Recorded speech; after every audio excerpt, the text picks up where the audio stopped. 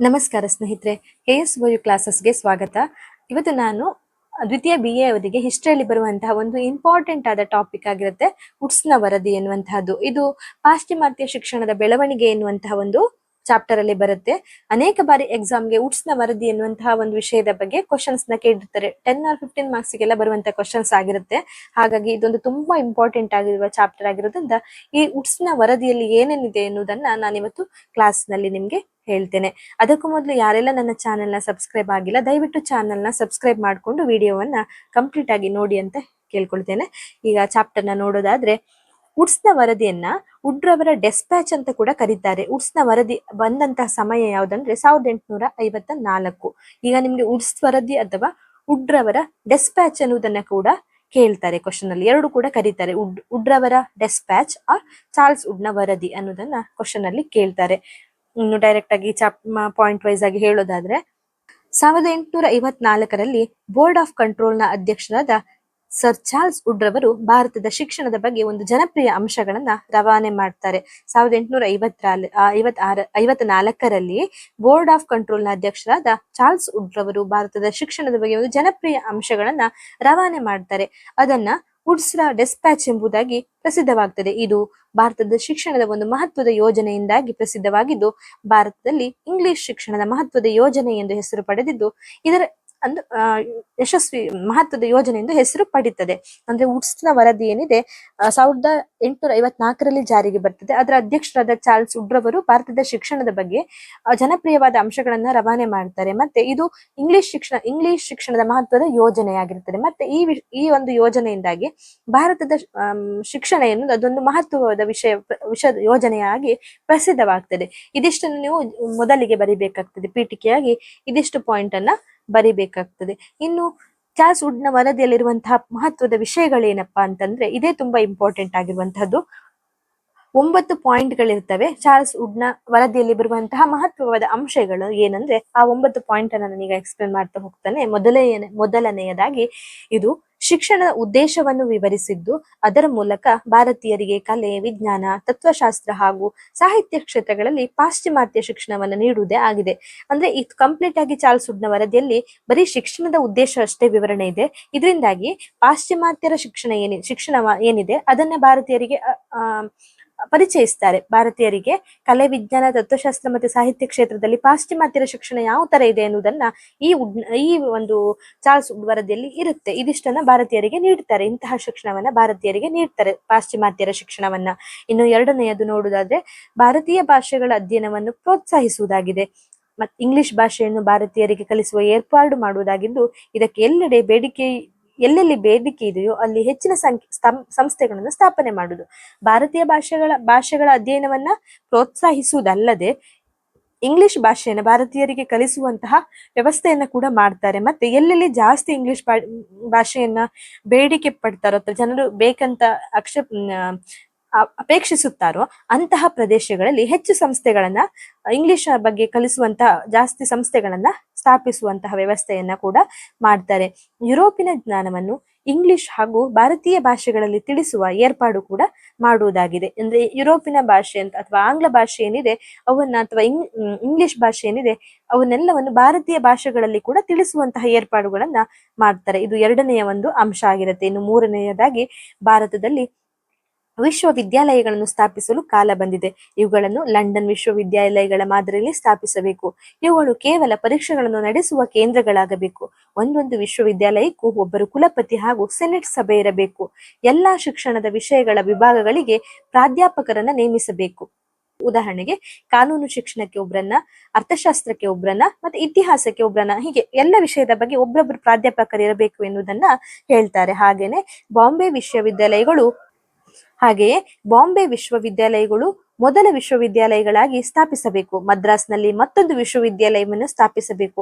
ಇದಲ್ಲದೆ ಎಲ್ಲೆಲ್ಲಿ ವಿದ್ಯಾರ್ಥಿಗಳ ಸಂಖ್ಯೆಯು ಹೆಚ್ಚಿದೆಯೋ ಅಲ್ಲಿ ಪದವಿ ಕಾಲೇಜುಗಳನ್ನು ಸ್ಥಾಪಿಸಬೇಕು. ಅಂದ್ರೆ ಭಾರತದಲ್ಲಿ ವಿಶ್ವವಿದ್ಯಾಲಯಗಳನ್ನು ಸ್ಥಾಪಿಸಲು ವುಡ್ಸ್ನ ವರದಿಯ ನಂತರ ಸಾಧ್ಯವಾಗ್ತದೆ. ಇವುಗಳನ್ನ ಲಂಡನ್ ವಿಶ್ವವಿದ್ಯಾಲಯಗಳ ಮಾದರಿಯಲ್ಲಿ ಸ್ಥಾಪಿಸಬೇಕು. ಇವುಗಳು ಕೇವಲ ಈ ವಿಶ್ವವಿದ್ಯಾಲಯಗಳೇನಿದೆ ಅಲ್ಲಿ ಕೇವಲ ಪರೀಕ್ಷೆಗಳಷ್ಟೇ ನಡೆಯಬೇಕು. ಮತ್ತೆ ಒಂದೊಂದು ವಿಶ್ವವಿದ್ಯಾಲಯಕ್ಕೆ ಒಬ್ರು ಕುಲಪತಿಗಳಂತ ಇರಬೇಕು, ಹಾಗೂ ಸೆನೆಟ್ ಸಭೆ ಇರಬೇಕು. ಮತ್ತೆ ಎಲ್ಲಾ ವಿಷಯಗಳ ವಿಭಾಗಗಳಿಗೆ ಒಬ್ರೊಬ್ರು ಪ್ರಾಧ್ಯಾಪಕರು ಇರಬೇಕು. ಅಂದ್ರೆ ಯಾವ್ದಾವ್ದು ಮೇನ್ ವಿಷಯಗಳಿರುತ್ತೆ, ಈಗ ಕಾನೂನು ಶಿಕ್ಷಣ, ಅರ್ಥಶಾಸ್ತ್ರ, ರಾಜ್ಯಶಾಸ್ತ್ರ, ಇತಿಹಾಸ ಇತ್ಯಾದಿ ಎಲ್ಲ ವಿಷಯಗಳ ಬಗ್ಗೆ ಒಬ್ರೊಬ್ಬರನ್ನ ಪ್ರಾಧ್ಯಾಪಕರನ್ನ ನೇಮಿಸಬೇಕು. ಮತ್ತೆ ಕಲ್ಕತ್ತಾ ಬಾಂಬೆ ವಿಶ್ವವಿದ್ಯಾಲಯಗಳೇನಿದೆ ಅವುಗಳು ಮೊದಲ ವಿಶ್ವವಿದ್ಯಾಲಯಗಳಾಗಿ ಸ್ಥಾಪಿಸಬೇಕು. ಮದ್ರಾಸ್ನಲ್ಲಿ ಮತ್ತೊಂದು ವಿಶ್ವವಿದ್ಯಾಲಯನ ಸ್ಥಾಪಿಸಬೇಕು. ಇದಲ್ಲದೆ ಎಲ್ಲೆಲ್ಲಿ ವಿದ್ಯಾರ್ಥಿಗಳ ಸಂಖ್ಯೆಯು ಹೆಚ್ಚಿದೆಯೋ ಅಲ್ಲಿ ಪದವಿ ಕಾಲೇಜುಗಳನ್ನ ಸ್ಥಾಪಿಸಬೇಕು. ಇದೊಂದು 3ನೇ ಪಾಯಿಂಟ್ ಆಗಿರುತ್ತೆ. ಇನ್ನು 4ನೇದಾಗಿ ಅಧ್ಯಾಪಕರನ್ನ ತರಬೇತಿಗೊಳಿಸುವ ವಿದ್ಯಾಸಂಸ್ಥೆಗಳಿರಬೇಕು. ಅಂದ್ರೆ ಕಲಿಸುವಂತ ಅಧ್ಯಾಪಕರಿಗೂ ಕೂಡ ತರಬೇತಿಯನ್ನ ನೀಡುವಂತ ವಿದ್ಯಾಸಂಸ್ಥೆಗಳಿರಬೇಕು ಎನ್ನುವುದನ್ನ ನಾವಿಲ್ಲಿ ನೋಡಬಹುದಾಗಿದೆ. 5ನೇದಾಗಿ ಸರ್ಕಾರಿ ಕಾಲೇಜುಗಳು ಹಾಗೂ ಶಾಲೆಯ ಸಂಖ್ಯೆಯನ್ನ ಹೆಚ್ಚಿಸಬೇಕು. 5ನೇದಾಗಿ ಸರ್ಕಾರಿ ಕಾಲೇಜುಗಳು ಹಾಗೂ ಶಾಲೆಗಳ ಸಂಖ್ಯೆಯನ್ನ ಹೆಚ್ಚಿಸಬೇಕು. ಮಾಧ್ಯಮಿಕ ಶಾಲೆಗಳನ್ನ ಸಹ ಹೆಚ್ಚಾಗಿ ಅಸ್ತಿತ್ವಕ್ಕೆ ತರಬೇಕು. ಇವುಗಳ ಜೊತೆಗೆ ಪ್ರಾಥಮಿಕ ಶಿಕ್ಷಣಕ್ಕೆ ಹೆಚ್ಚಿನ ಗಮನವನ್ನ ಕೊಡಬೇಕಾಗ್ತದೆ. 5ನೇ ಪಾಯಿಂಟ್ ಏನಪ್ಪಾ ಅಂದ್ರೆ ಸರ್ಕಾರಿ ಕಾಲೇಜುಗಳು ಹಾಗೂ ಶಾಲೆಯ ಸಂಖ್ಯೆಯನ್ನ ಹೆಚ್ಚಿಸಬೇಕು. ಮಾಧ್ಯಮಿಕ ಶಾಲೆಗಳನ್ನು ಸಹ ಹೆಚ್ಚಾಗಿ ಅಸ್ತಿತ್ವಕ್ಕೆ ತರಬೇಕು. ಇವುಗಳ ಜೊತೆಗೆ ಪ್ರಾಥಮಿಕ ಶಿಕ್ಷಣಕ್ಕೆ ಹೆಚ್ಚಿನ ಗಮನವನ್ನ ಕೊಡಬೇಕಾಗಿದೆ. 6ನೇ ಪಾಯಿಂಟ್ ಅನ್ನು ನೋಡುವುದಾದ್ರೆ ಖಾಸಗಿಯಾಗಿ ಸ್ಥಾಪನೆಯಾಗುವ ಶೈಕ್ಷಣಿಕ ಸಂಸ್ಥೆಗಳಿಗೆ ಧನ ಸಹಾಯವನ್ನ ನೀಡುವ ಏರ್ಪಾಡಾಗಬೇಕು. ಅಂದ್ರೆ ಪ್ರೈವೇಟ್ ಆಗಿ ಯಾರೆಲ್ಲ ಶಾಲೆಗಳನ್ನ ಅಥವಾ ಶೈಕ್ಷಣಿಕ ಸಂಸ್ಥೆಗಳನ್ನ ಸ್ಥಾಪನೆ ಮಾಡ್ತಾರೆ ಅವರಿಗೆ ಧನ ಸಹಾಯವನ್ನ ನೀಡಬೇಕು. ಈ ಧನ ಸಹಾಯವನ್ನು ನೀಡುವಾಗ ತಟಸ್ಥ ಧಾರ್ಮಿಕ ತತ್ವಗಳನ್ನ ಅಳವಡಿಸಿಕೊಳ್ಬೇಕು. ಇನ್ನು 7ನೇ ಪಾಯಿಂಟ್ ನೋಡುವುದಾದ್ರೆ ಬುದ್ಧಿಶಾಲಿ ವಿದ್ಯಾರ್ಥಿಗಳಿಗೆ ಸ್ಕಾಲರ್ಶಿಪ್ ನೀಡುವ ಪದ್ಧತಿ ಅನುಸರಿಸಬೇಕು. ಇನ್ನು 8ನೇ ಪಾಯಿಂಟ್ ಅಂದ್ರೆ ಬುದ್ಧಿಶಾಲಿ ತುಂಬಾ ಓದಿನಲ್ಲಿ ಮುಂದೆ ಇರುವಂತಹ ವಿದ್ಯಾರ್ಥಿಗಳಿಗೆ ಸ್ಕಾಲರ್ಶಿಪ್ ಕೊಟ್ಟು ಅವರಿಗೆ ಸಪೋರ್ಟ್ ಮಾಡಬೇಕು ಅನ್ನೋದನ್ನ ನೋಡಬಹುದು. ಇನ್ನು 8ನೇ ಪಾಯಿಂಟ್ ಮಹಿಳೆಯರ ಶಿಕ್ಷಣಕ್ಕೆ ಪ್ರೋತ್ಸಾಹಿಸಬೇಕು. 9ನೇ ಪಾಯಿಂಟ್ ಎಲ್ಲಾ ರಾಜ್ಯಗಳಲ್ಲಿ ಒಂದು ಸಾಮಾನ್ಯ ಶಿಕ್ಷಣ ಇಲಾಖೆಯನ್ನು ಸ್ಥಾಪಿಸಿ ಒಬ್ಬೊಬ್ಬ ನಿರ್ದೇಶಕರನ್ನ ನೇಮಿಸಬೇಕು. ಅಂದ್ರೆ ಎಲ್ಲಾ ರಾಜ್ಯಗಳಲ್ಲಿ ಒಂದು ಶಿಕ್ಷಣ ಇಲಾಖೆ ಇರಬೇಕು, ಮತ್ತೆ ಅಲ್ಲಿ ಒಬ್ರು ನಿರ್ದೇಶಕರು ಇರಬೇಕು. ಈತನಿಗೆ ಶಾಲಾ ಇನ್ಸ್ಪೆಕ್ಟರ್ ಮತ್ತು ಡೆಪ್ಯೂಟಿ ಇನ್ಸ್ಪೆಕ್ಟರ್ ಸಹಾಯಕರಾಗಿ ಕಾರ್ಯನಿರ್ವಹಿಸಬೇಕು. ಇದಕ್ಕೆ ಶಾಲಾ ಇನ್ಸ್ಪೆಕ್ಟರ್ ಮತ್ತೆ ಡೆಪ್ಯೂಟಿ ಇನ್ಸ್ಪೆಕ್ಟರ್ ಅನ್ನುವಂತ ಇಬ್ರು ಸಹಾಯಕರಿದ್ದು ಅವರು ಕೂಡ ಕಾರ್ಯನಿರ್ವಹಿಸಬೇಕು ಎನ್ನುವುದನ್ನ 9ನೇ ಪಾಯಿಂಟ್ ಅಲ್ಲಿ ನೋಡಬಹುದು. ಇದಿಷ್ಟು 9 ಪಾಯಿಂಟ್ ಏನಿದೆ ಇದು ಕೂಡ ಚಾರ್ಲ್ಸ್ ವುಡ್ ವರದಿಯಲ್ಲಿರುವಂತದ್ದು. ಅಂದ್ರೆ ಶಿಕ್ಷಣಕ್ಕೆ ಚಾರ್ಲ್ಸ್ ವುಡ್ ವರದಿ ಏನೆಲ್ಲ ಸಲಹೆ ನೀಡ್ತಾನೆ ಆ ವರದಿಯಲ್ಲಿರುವಂತಹ ಅಂಶಗಳು ಇದು 9 ಆಗಿರುತ್ತೆ. ಇದಿಷ್ಟನ್ನ ನೀವು ಪಾಯಿಂಟ್ ವೈಸ್ ಆಗಿ ಬರೆದು ಎಕ್ಸ್ಪ್ಲನೇಷನ್ ಮಾಡ್ತಾ ಹೋಗ್ಬೋದು. ಈಗ ನಿಮ್ಗೆ ಇಲ್ಲಿ ಒಂದು ಸಿಂಪಲ್ ಆಗಿ ಲೈನ್ ಇದೆ, ಮಹಿಳೆಯರ ಶಿಕ್ಷಣಕ್ಕೆ ಪ್ರೋತ್ಸಾಹಿಸಬೇಕು. ಸೊ ಇದನ್ನ ಜಸ್ಟ್ ನೀವು ಅಷ್ಟೇ ಬರೆಯುವುದಕ್ಕಿಂತ ಮಹಿಳೆಯರ ಶಿಕ್ಷಣಕ್ಕೆ ಪ್ರೋತ್ಸಾಹಿಸಬೇಕು, ಅದರಿಂದಾಗಿ ಮಹಿಳೆಯರಿಗೂ ಕೂಡ ಶಿಕ್ಷಣ ಪಡೀಲಿಕ್ಕೆ ಸಾಧ್ಯವಾಗ್ತದೆ.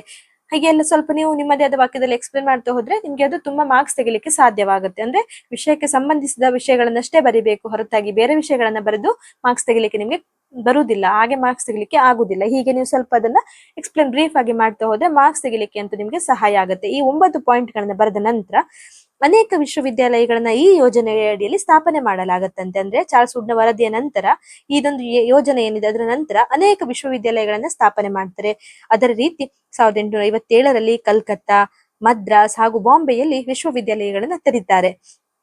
ಪಂಜಾಬ್ ಮತ್ತು ಆಗ್ರಾದಲ್ಲಿ 1886-87ರಲ್ಲಿ ವಿಶ್ವವಿದ್ಯಾಲಯಗಳನ್ನ ಪ್ರತ್ಯೇಕವಾಗಿ ಸ್ಥಾಪಿಸಲಾಗುತ್ತೆ. ಅಂದ್ರೆ ಈ ಯೋಜನೆ ಬಂದ ನಂತರ ಕಲ್ಕತ್ತಾ, ಮದ್ರಾಸ್ ಮತ್ತೆ ಬಾಂಬೆಯಲ್ಲಿ ವಿಶ್ವವಿದ್ಯಾಲಯಗಳನ್ನ ಸ್ಥಾಪಿಸ್ತಾರೆ. ಮತ್ತೆ ಪಂಜಾಬ್, ಆಗ್ರಾದಲ್ಲಿ ಕೂಡ ವಿಶ್ವವಿದ್ಯಾಲಯಗಳನ್ನ ಪ್ರತ್ಯೇಕವಾಗಿ ಸ್ಥಾಪನೆ ಮಾಡ್ತಾರೆ.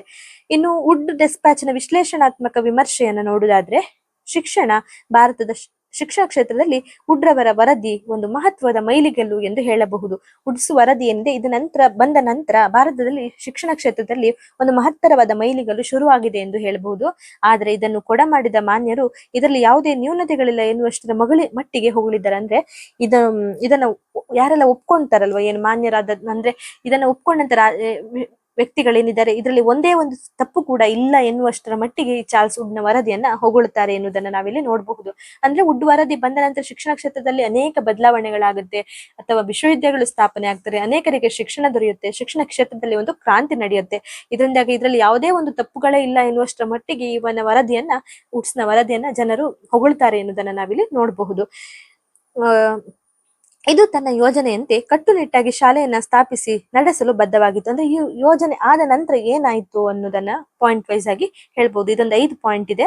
ಅಂದ್ರೆ ಚಾರ್ಲ್ಸ್ ವುಡ್ ವರದಿಯ ಯೋಜನೆಯಂತೆಯೇ ತನ್ನ ಕಟ್ಟುನಿಟ್ಟಾಗಿ ಶಾಲೆಗಳನ್ನ ಸ್ಥಾಪಿಸಿ ನಡೆಸಲು ಬದ್ಧವಾಗಿತ್ತು. ಇನ್ನು ಇದು ವಿಶ್ವವಿದ್ಯಾಲಯಗಳನ್ನು ಶೈಕ್ಷಣಿಕ ಅಂಗಗಳನ್ನಾಗಿ ಮಾಡದೆ ಕೇವಲ ಪರೀಕ್ಷೆಯನ್ನು ಮಾಡುವ ಅಂಗವನ್ನಾಗಿರಿಸುವುದು ವಿಷಾದನೀಯ. ಅಂದ್ರೆ ಅಲ್ಲಿ ಶೈಕ್ಷಣಿಕ ಅಂಗಗಳನ್ನು ಮಾಡ್ಲಿಲ್ಲ, ಬಟ್ ಅಲ್ಲಿ ಬರೀ ಕೇವಲ ಪರೀಕ್ಷೆ ಮಾತ್ರ ಮಾಡುವಂತಹ ಒಂದು ಅಂಗವಾಗಿರಿಸುವುದು ಮಾತ್ರ ತಪ್ಪಾಯಿತು ಅನ್ನೋದನ್ನ ಇಲ್ಲಿ ಕೇಳಬಹುದು. ಇನ್ನು ದೇಶೀಯ ಭಾಷೆಗಳಿಗೆ ಹೆಚ್ಚು ಗಮನವನ್ನ ನೀಡದೇ ಇರುವುದು ಇಲ್ಲಿ ವ್ಯಕ್ತವಾಗಿದೆ. ದೇಶೀಯ ಭಾಷೆಗಳು ಬರೀ ಅವರು ಪಾಶ್ಚಿಮಾತ್ಯ ಭಾಷೆಗಳಿಗೆ ಜಾಸ್ತಿ ಇಲ್ಲಿ ಆ ಸಹಾಯ ಮಾಡ್ತಾರೆ, ಅಥವಾ ಪಾಶ್ಚಿಮಾತ್ಯ ಭಾಷೆಗಳಿಗೆ ತುಂಬಾ ಸಹಕಾರಿಯಾಗಿರುವಂತೆ ಮಾಡುದ್ರಿಂದ ದೇಶೀಯ ಭಾಷೆಗಳಿಗೆ ಜಾಸ್ತಿ ಗಮನ ನೀಡುವುದಿಲ್ಲ ಎನ್ನುವುದನ್ನು ಕೂಡ ನಾವಿಲ್ಲಿ ನೋಡಬಹುದು. ಇನ್ನು 4ನೇದಾಗಿ ಖಾಸಗಿ ಸಂಸ್ಥೆಗಳಿಗೆ ಯಾವುದೇ ರೀತಿಯ ಭವಿಷ್ಯ ಇಲ್ಲದಿರುವುದನ್ನು ಇದರಲ್ಲಿ ಕಾಣಬಹುದು. ಖಾಸಗಿಯಾಗಿ ಕಟ್ಟಿರುವಂತಹ ಏನು ಸಂಸ್ಥೆಗಳಿಗೆ ಇಲ್ಲಿ ಯಾವುದೇ ರೀತಿಯ ಭವಿಷ್ಯ ಇರುವುದಿಲ್ಲ, ಯಾಕಂದ್ರೆ ಪಾಶ್ಚಿಮಾತ್ಯವನ್ನು ಶಿಕ್ಷಣ ಸಂಸ್ಕೃತಿಯನ್ನ ಜಾಸ್ತಿ ಹೇರಿರುವುದರಿಂದ ಖಾಸಗಿ ಸಂಸ್ಥೆಗಳಿಗೆ ಯಾವುದೇ ರೀತಿಯ ಲಾಭ ಭವಿಷ್ಯದಲ್ಲಿ ಇಲ್ಲ ಎನ್ನುವುದನ್ನ ಮನಗೊಳ್ಳಬಹುದು. ಇನ್ನು 5ನೇಯದು ಈ ಡೆಸ್ಪ್ಯಾಚ್ ನಲ್ಲಿ ಅಥವಾ ಈ ವರದಿಯಲ್ಲಿ ಇರುವಂತಹ ಎಲ್ಲ ಮೂಲಾಂಶಗಳನ್ನು ಸರ್ಕಾರವು ಜಾರಿಗೆ ತರದೇ ಇರುವುದು ಕಂಡು ಬರುತ್ತದೆ.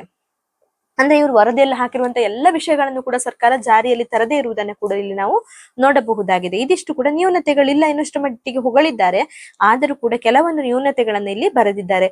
ಮೊದಲನೆಯದು ಯೋಜನೆಯಂತೆ ಕಟ್ಟುನಿಟ್ಟಾಗಿ ಶಾಲೆ ಸ್ಥಾಪನೆ ಮಾಡಿದ್ದಾರೆ, ಆದ್ರೆ ಶೈಕ್ಷಣಿಕ ಅಂಗವನ್ನಾಗಿ ಮಾಡದೆ ವಿಶ್ವವಿದ್ಯಾಲಯಗಳನ್ನ ಪರೀಕ್ಷೆ ನಡೆಸುವ ಬರೀ ಕೇಂದ್ರವನ್ನಾಗಿ ಮಾಡಿರುವುದು ಒಂದು ವಿಷಾದನೀಯ ಎಂದು ಹೇಳಬಹುದು. ಇನ್ನು ದೇಶೀಯ ಭಾಷೆಗಳಿಗೆ ಗಮನ ಕೊಡದೇ ಇರುವುದು ಕೂಡ ಇಲ್ಲಿ ವ್ಯಕ್ತವಾಗಿರುತ್ತೆ. ಖಾಸಗಿ ಸಂಸ್ಥೆಗಳಿಗೆ ಭವಿಷ್ಯ ಇಲ್ಲದಿರುವುದನ್ನ ನಾವು ಕೂಡ ನೋಡಬಹುದು ಇದರಿಂದಾಗಿ. ಇನ್ನು ಡೆಸ್ಪ್ಯಾಚ್ ವರದಿಯಲ್ಲಿರುವಂತಹ ಎಲ್ಲ ಮೂಲಾಂಶಗಳನ್ನ ಸರ್ಕಾರ ಜಾರಿಗೆ ತರದೇ ಇರುವುದು ಕೂಡ ಕಂಡು ಬರ್ತದೆ. ಇದು 5 ಪಾಯಿಂಟ್ಗಳು ಕೂಡ ನೀವು ಬರಿಬೇಕಾಗ್ತದೆ. ಅಂದ್ರೆ ವಿಶ್ಲೇಷಣಾತ್ಮಕ ವಿಮರ್ಶೆ ಅಥವಾ ಅವರ ಒಂದು ಉಟ್ಸ್ನ ವರದಿಯ ಬಗ್ಗೆ ಇರುವಂತಹ ಜನರಲ್ಲಿರುವಂತಹ ಅಭಿಪ್ರಾಯಗಳು ಅಥವಾ ವಿಮರ್ಶೆ, ಈ 5 ಪಾಯಿಂಟ್ ಅನ್ನು ನೀವು ಬರಿಬೇಕಾಗ್ತದೆ.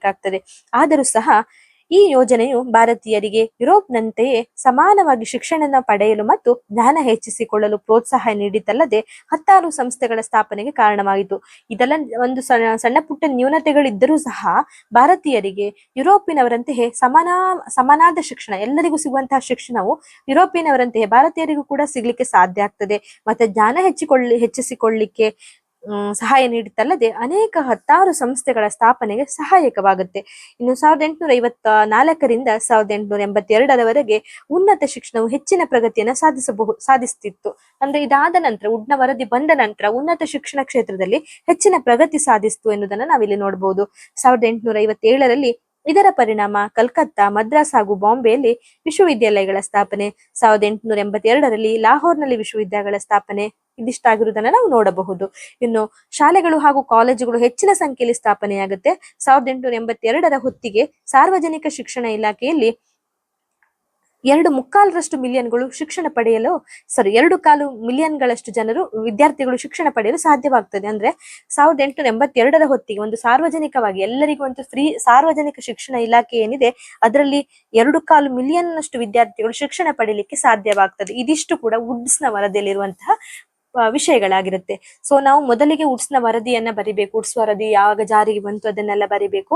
ನಂತರ ವುಡ್ಸ್ನ ವರದಿಯಲ್ಲಿರುವಂತಹ 9 ಪಾಯಿಂಟ್ಗಳೇನಿದೆ ಈ 9 ಪಾಯಿಂಟ್ಗಳನ್ನ ನಾವು ಬರಿಬೇಕಾಗ್ತದೆ. ನಂತರ ಕೊನೆಯಲ್ಲಿ ವಿಶ್ವವಿದ್ಯಾಲಯಗಳನ್ನ ಎಲ್ಲೆಲ್ಲ ಸ್ಥಾಪನೆ ಮಾಡಿದ್ರು ಅನ್ನೋದನ್ನ ಬರಿಬೇಕು. ಆಮೇಲೆ ವಿಶ್ಲೇಷಣಾತ್ಮಕ ವಿಮರ್ಶೆ ಅಥವಾ ವುಡ್ನ ವರದಿಯ ಬಗ್ಗೆ ಅಂತ ವಿಶ್ಲೇಷಣಾತ್ಮಕ ವರದಿ ಅಂದ್ರೆ ನ್ಯೂನತೆಗಳು ಯಾವ್ದೆಲ್ಲ ಇದೆ ಅದೆಲ್ಲವನ್ನ ಕೂಡ ಒಂದು ವಿಶ್ಲೇಷಣೆಯಾಗಿ ಎಲ್ಲವನ್ನ ಬರಿಬೇಕಾಗ್ತದೆ 5 ಪಾಯಿಂಟ್ ಅನ್ನ. ನಂತರ ಕೊನೆಯಲ್ಲಿ ಸ್ವಲ್ಪ ಸಾರಾಂಶವನ್ನ, ಅಂದ್ರೆ ಈ ಯೋಜನೆಯಿಂದಾಗಿ ಏನೆಲ್ಲ ಆಯಿತು, ಎಷ್ಟೆಲ್ಲ ಲಾಭ ಆಗಿದೆ, ಎಷ್ಟೆಲ್ಲ ವಿದ್ಯಾರ್ಥಿಗಳಿಗೆ ಶಿಕ್ಷಣ ಪಡಿಲಿಕ್ಕೆ ಸಾಧ್ಯವಾಯಿತು, ಎಲ್ಲೆಲ್ಲ ಒಂದು ವಿಶ್ವವಿದ್ಯಾಲಯಗಳು ಸ್ಥಾಪನೆ ಆಯಿತು, ಇದೆಲ್ಲವೂ ಕೂಡ ಸಾರಾಂಶ. ಇದಿಷ್ಟು ಸಾರಾಂಶದಲ್ಲಿ ಬರುತ್ತೆ. ಸೊ ಇದೊಂದು ತುಂಬಾ ಇಂಪಾರ್ಟೆಂಟ್ ಆದ ಚಾಪ್ಟರ್ ಆಗಿರೋದ್ರಿಂದ ದಯವಿಟ್ಟು ಈ ಚಾಪ್ಟರ್ ನ ನೀವು ಸ್ಕಿಪ್ ಮಾಡದೆ ಕಂಪ್ಲೀಟ್ ಆಗಿ ವಿಡಿಯೋವನ್ನ ನೋಡ್ಬೇಕಾಗಿ ಕೇಳ್ಕೊಳ್ತೇನೆ. ಹಾಗೇನೆ ನಾನಿಲ್ಲಿ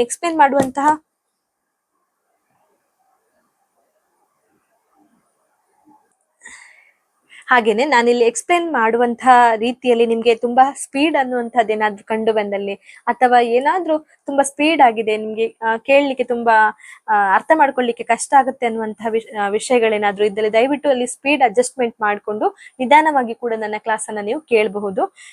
ಮತ್ತೆ ಈ ವಿಷಯದಲ್ಲಿ ಏನಾದ್ರೂ ನಿಮ್ಮ ಅಭಿಪ್ರಾಯಗಳಿದ್ದಲ್ಲಿ ಈ ವಿಡಿಯೋದಲ್ಲಿ ದಯವಿಟ್ಟು ನಂಗೆ ಕಮೆಂಟ್ ಮೂಲಕ ತಿಳಿಸಿ. ಮತ್ತೆ ನನ್ನ ವಿಡಿಯೋ ಮಾಡುವ ರೀತಿಯಲ್ಲಿ ಅಥವಾ ಕ್ಲಾಸ್ ಅಲ್ಲಿ ನಿಮ್ಗೆ ಏನಾದ್ರೂ ತಪ್ಪು ವಿಷಯಗಳಿದ್ದಲ್ಲಿ ಅಥವಾ ಏನಾದ್ರೂ ನಿಮ್ಮ ಅಭಿಪ್ರಾಯಗಳಿದ್ದಲ್ಲಿ ಪಾಸಿಟಿವ್ ಆರ್ ನೆಗೆಟಿವ್ ನನ್ಗೆ ಹೇಳ್ಬೇಕು. ಮತ್ತೆ ಅದರಿಂದಾಗಿ ನನ್ಗೆ ನಂತರ ವಿಡಿಯೋ ಮಾಡುವಾಗ ಏನಾದ್ರೂ ತಪ್ಪುಗಳಿದ್ದಲ್ಲಿ ಅದನ್ನ ಸರಿ ಮಾಡ್ಕೊಳ್ಳಿಕ್ಕೆ ಸಹಾಯ ಆಗ್ತದೆ. ಆ ತಪ್ಪುಗಳು ನಿಮ್ಮಿಂದಷ್ಟೇ ನನ್ಗೆ ಅರ್ಥ ಆಗುತ್ತೆ, ನೀವು ಹೇಳಿದಾಗಲಷ್ಟೇ ನನ್ಗೆ ಅದು ಗೊತ್ತಾಗುತ್ತೆ. ಹಾಗೇನೆ ಅದಕ್ಕೂ ಮೊದಲು ಯಾರೆಲ್ಲ ನನ್ನ ವಿಡಿಯೋನ ಸಬ್ಸ್ಕ್ರೈಬ್ ಮಾಡದೆ ನೋಡ್ತಾ ಇದ್ರ ದಯವಿಟ್ಟು ಸಬ್ಸ್ಕ್ರೈಬ್ ಮಾಡ್ಕೊಂಡು ಇಷ್ಟ ಆದಲ್ಲಿ ಒಂದು ಲೈಕ್ ಕೊಡೋ ಮೂಲಕ ನನ್ನನ್ನ ಸಪೋರ್ಟ್ ಮಾಡಿ ಎಂದು ಕೇಳ್ಕೊಳ್ತೇನೆ. ಧನ್ಯವಾದಗಳು ಸ್ನೇಹಿತರೆ.